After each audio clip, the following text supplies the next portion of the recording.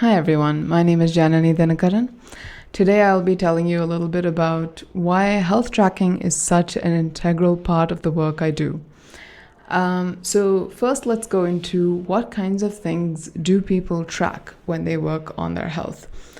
So there are several different categories. Firstly, there are things that you can feel for yourself, like your energy levels, your symptoms of the disease that you have.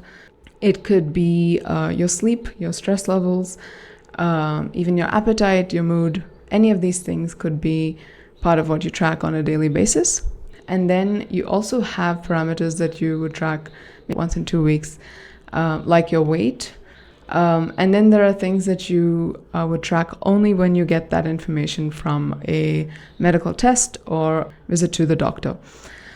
So these are some of the examples of the things you would track. And when I give the health tracker to people who I work with, they have a spreadsheet that they can completely edit. So they know which parameters are most important to them as indicators of their health and what they want to see an improvement in based on the goals that they set. So you have now the what you track, right? Let's now also cover the how you track, because there's a lot of variety in comfort with technology. So there are some people who want to use their pen and paper method, which is perfectly fine because it's accessible to them and comfortable. And then there are people who are on the other end of the technology spectrum where they like their wearables and apps and things like that. And then there are people in the middle who just use a spreadsheet on their computer or phone. So it really is up to you and your comfort of whatever makes tracking easier is what you want to probably do. If you want to come up with your own ideas, that's also cool. Then there is the benefits of tracking. So why would you do this? I mean, it takes attention, it takes effort on a daily basis. So if you're doing a food journal, that's entering all the food and drink you had throughout the day. So one of the benefits is that it's keeping the attention on your health. So it's keeping your focus on your health, because there are lots of other pressures on your time, a lot of other potential distractions. But if you are tracking daily, your attention is at least partially on your health. And that can be really beneficial when you are trying to sustain certain habits.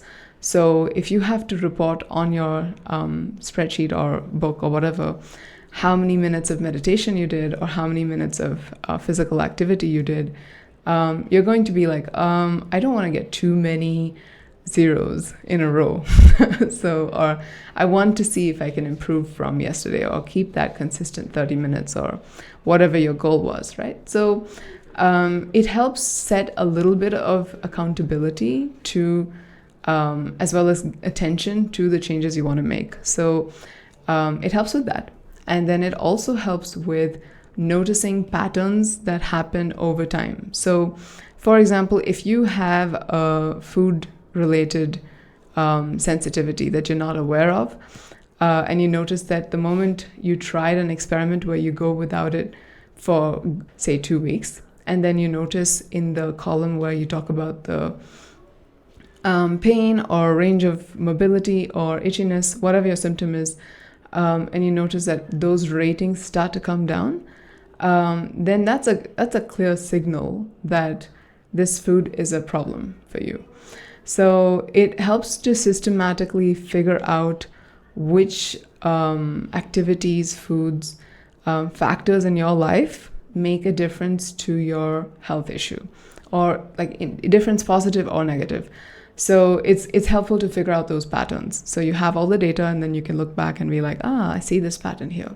So that's one of the other benefits. And the third benefit is that you notice how much progress you've made over time. So if you had an average stress level of 8 when you started working with me or working on your health, and then over time you've incorporated various exercises, you're doing them consistently, and then you see that you are now at like a 4 or a 3 as your average stress level, that's progress, right? So you can become aware of your progress over time by keeping this data.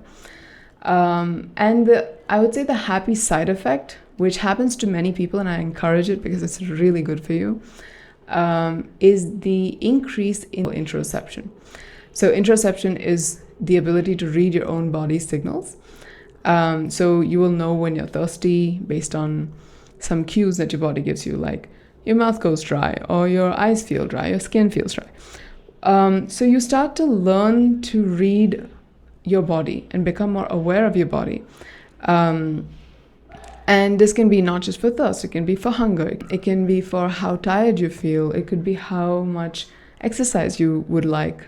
So these are all things that you want to pay attention to, because this is your body talking to you. And the more you can pay attention to that, the more benefit you will reap in the long run to avoid other issues. So we cover this within the topic of mindful eating when it comes to food, how much, when, what temperature, what spice level. So there's a lot of mindfulness in the eating aspect. So that's one huge area of interoception. But then there's also aspects like when your body wants to sleep, can you actually just go to sleep, or do you want to push and say, no, let me just finish this? So, there are lots of little things that we all do which kind of disregard the signals being given us by our bodies.